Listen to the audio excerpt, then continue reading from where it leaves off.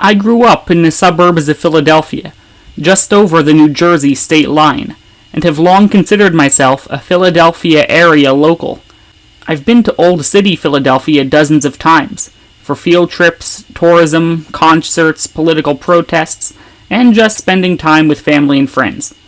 Old City, Philly was the birthplace of the United States, where the Declaration of Independence and the Constitution were written, and where Congress operated for much of its early history.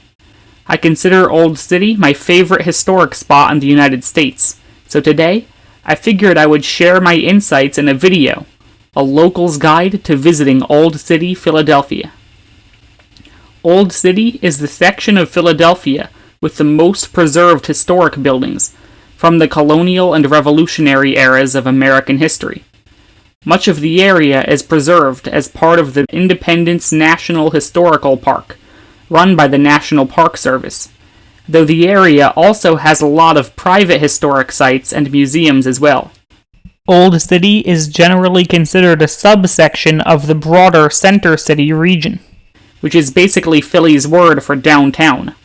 So, Old City is right near many of Philadelphia's other top attractions, like City Hall and One Liberty Observation Deck. Most of the action in Old City is centered on Independence Mall, a green space around which Philadelphia's old government buildings are centered, and the most important building, which sits prominently at the southern end of Independence Mall, is Independence Hall. Independence Hall is where the Second Continental Congress met before and during the American Revolution. It was here that they approved the Declaration of Independence, authorized the creation of the Continental Army, and saw America through much of the Revolutionary War. Years later, it was where the convention that produced the United States Constitution was held. In much of early Pennsylvania history, Independence Hall was also the seat of the Pennsylvania colonial and state governments. Of course, it didn't gain the name Independence Hall until long after the Revolutionary era. At first, it was just called the Pennsylvania State House. If you're only going to do one thing in Old City, make it a visit to Independence Hall. Access is by timed, park ranger-led tours. During most months of the year, to take a tour, you'll need to get a timed ticket. You can pick up tickets for free at the Independence Visitor Center, which also has bathrooms, water fountains, and park rangers who can answer your questions about all things Independence Mall related.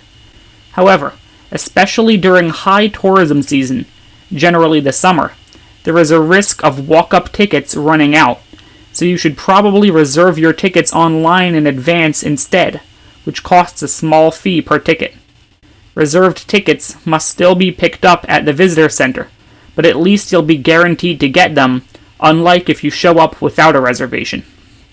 In addition to Independence Hall, I would recommend that you check out the 3 buildings where the branches of government met from 1790 to 1800. See, after the Revolution, the American government moved up to New York City for a few years, but it came back to Philadelphia in 1790, and when it did, it now had 3 branches of government operating under the U.S. Constitution. The new Congress no longer met in Independence Hall itself.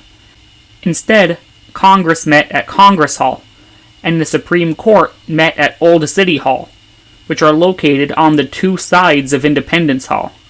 Lastly, the President's House was a short walk away, farther north on Independence Mall. Today, Old City Hall and Congress Hall are still intact, and you can visit them and ask questions to the park rangers who staff them. Unfortunately, the President's House has been demolished, but you can still see the spot where it once stood, which now has a plethora of interpretive signs and videos. There is even a place where you can look down through glass at the old foundations of the mansion, which have been unearthed by researchers. The park has installed some partial, fake walls around the area to give visitors a sense of what the mansion looked like, and the site is located right across the street from the Independence Visitor Center that I talked about earlier. Now I want to talk about an important symbol of Old City, the Liberty Bell. The Liberty Bell was initially installed in the bell tower of Independence Hall, and was rung on important occasions. Most notably, it was rung when the Declaration of Independence was read publicly outside the hall on July 8, 1776. The bell did crack at some point during its history, as is well known, and it is no longer in Independence Hall's bell tower. Instead, it is now found in a building purposefully built to contain it on the ground level of Independence Mall, right in between Independence Hall and the Executive Mansion. Visiting the bell is free, and it does not require a ticket. The building contains a few exhibits about the history of the bell. However, if you get there and the line looks too long for your liking, please note that there's actually a window on the side of the building where you can look in and see the bell, and there are buttons you can press to hear information about the bell's history near that window. So if you want to save some time, that's another option. After you've seen Independence Hall, the government buildings, and the Liberty Bell, you have a wide array of options for what to do next, which generally fall into two categories. First, there are a ton of other historic sites all around Old City, some of which are free, and some of which charge an entrance fee. Some notable examples include a reconstruction of the house where Thomas Jefferson wrote the Declaration of Independence, Carpenter's Hall, where the First Continental Congress met as tensions between the colonies and Britain were just starting to heat up, and the Betsy Ross House, which was home to Betsy Ross, seamstress of the first American flag. I would suggest that you pick and choose a few of these sites that you're most interested in, based on how much time you have and your interest areas. The second category of things to do in Old City are museums, which range from small and free to large, modern, and expensive. The two most famous museums in Old City are the Constitution Center and the Museum for the American Revolution, both of which feel sleek and modern, with interactive exhibits. The Constitution Center talks all about the United States Constitution and American government. The Museum of the American Revolution walks you chronologically through each major phase of the American Revolution: the New England phase, the Mid-Atlantic phase, and the Southern phase. Personally, I really love both of these museums, though unfortunately, they both charge fees to visit.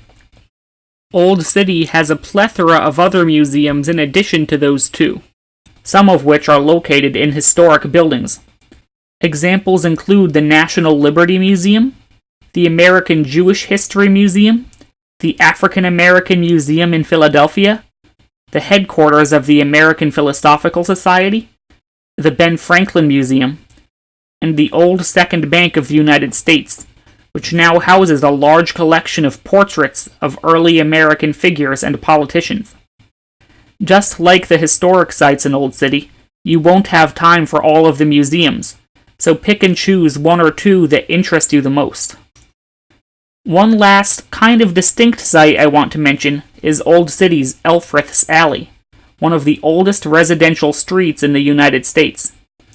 This alley is the narrow, cobblestone-laden colonial street of your dreams, and it's about a 15-minute walk from Independence Mall. This is probably the best spot to get a sense of what residential colonial Philadelphia was like. After your long day of touring Old City is done, you'll probably be looking for nighttime activities.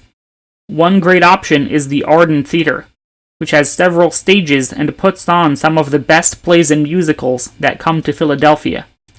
Another option is Penn's Landing, a waterfront spot on the Delaware River, which has some rides, food, and occasional outdoor concerts and events. On major holidays, Penn's Landing is also a good spot to view fireworks over the river. When is the best time to visit Old City, Philadelphia? Well, unless you're going there specifically to see the festivities surrounding July 4th, I would say to avoid going during the weeks around July 4th, and perhaps to avoid the summer overall. The time period around July 4th is the biggest tourist season of the year for Philadelphia, since that's when Congress passed the Declaration of Independence in Independence Hall. So to celebrate, Philadelphia pulls out all the stops. They often have concerts, speeches, and events on the mall. There are food trucks all around, and it can be very fun. The problem is, with the festivities come massive crowds and longer lines, meaning tickets for Independence Hall and other museums may run out sooner. Because you'll be waiting on longer lines for the things you can see, you won't get to see as much. So, if you're choosing to go on July 4th because you want to participate in all the festivities, that's one thing, and that's fine. I've done that before, and I've loved it for what it is. However, if your main goal is to see the historic sites and museums rather than do the festivities, you should skip July 4th weekend. And even better, try to go in the spring or fall, when the weather will be cooler and the crowds will be much smaller. There you go, a local's advice for visiting Old City Philadelphia. I hope you found this guide useful, and I hope you'll go see Old City for yourself. Have a nice day, and I'll see you next time.